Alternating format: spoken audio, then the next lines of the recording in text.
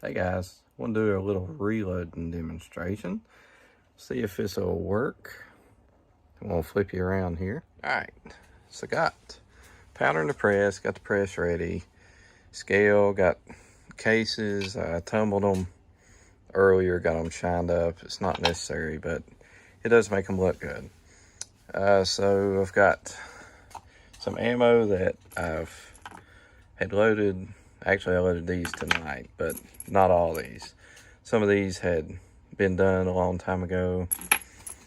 Actually, let's look on the box. They're 38 special, 4 grains of trail boss, and 158 grain lead around those bullets. And all that is important because your load data, you need to know what size your bullet is for your powder charge.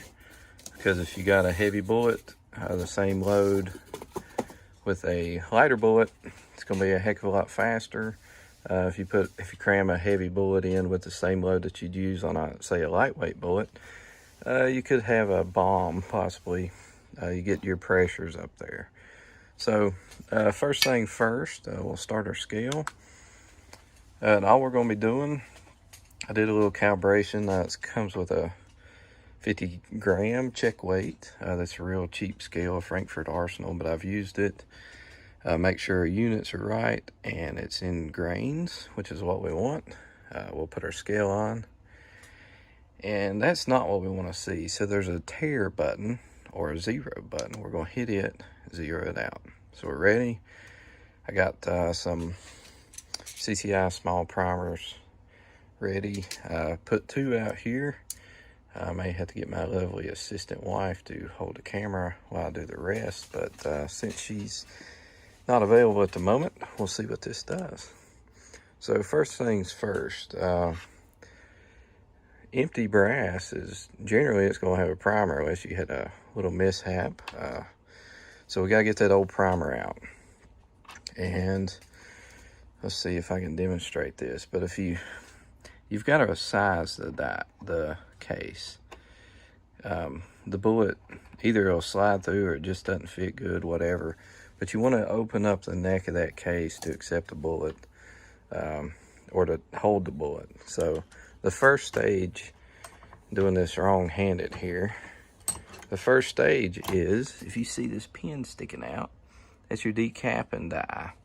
And it's also going to resize the case. So if I can get my finger out of here, when I do this, there's a tube down there. It's going to knock that primer out and size it. At the same time, you hear a little ting as it comes out. Okay, it made a liar out of me.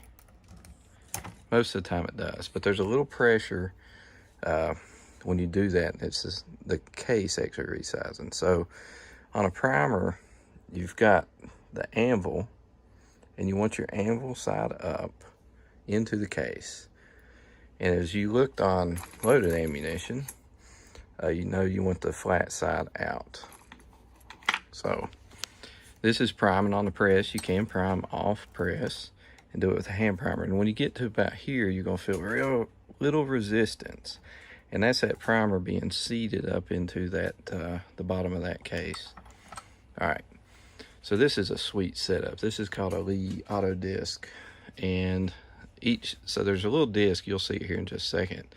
Right here is where you're going to look, but it's dropping a powder charge into a certain volume, size hole, and based on that, you can figure out what powder charge you want to throw, and you kind of got to just go for one in the range that you know.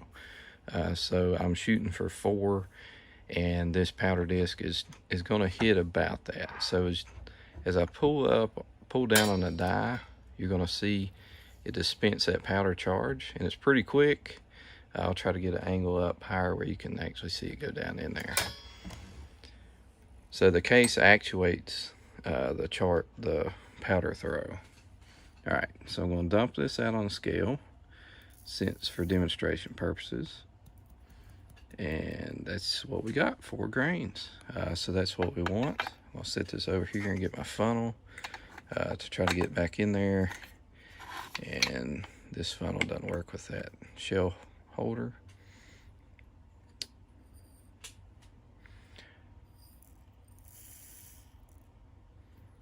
Static electricity is a problem with powder.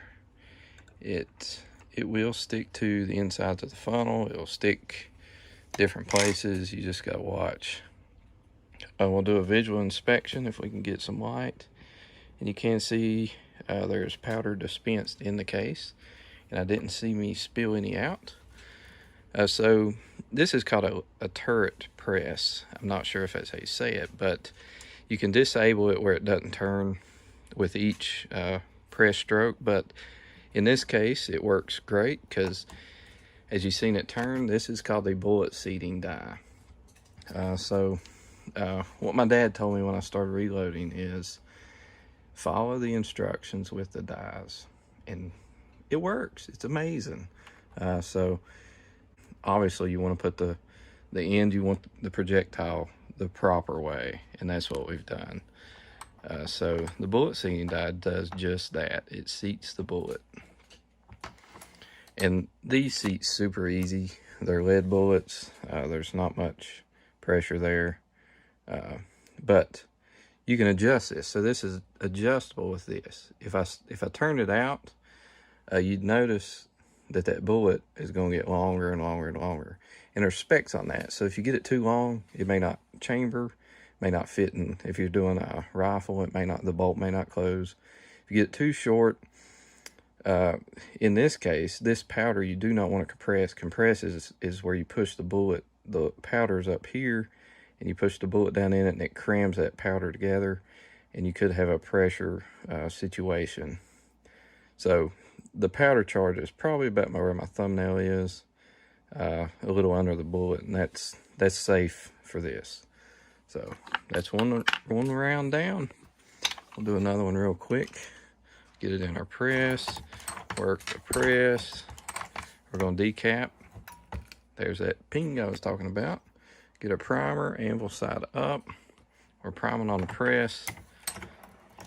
A little resistance, seat that primer, and we'll try to get this where you can see the powder charge actually go in.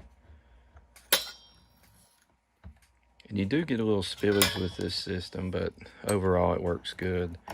And if you're doing precision stuff, you probably wouldn't want this, but there's our powder charge. It looks good. I have this set, so if for some reason I throw a double charge, which is just what it sounds like, if for some reason I accidentally did that, it would spill out and I know it right off. Some powders, you could actually put probably a couple of charges in there, and that can get really dangerous. But anyhow, that was a little quick reloading demonstration, and hopefully if you got any questions, let me know.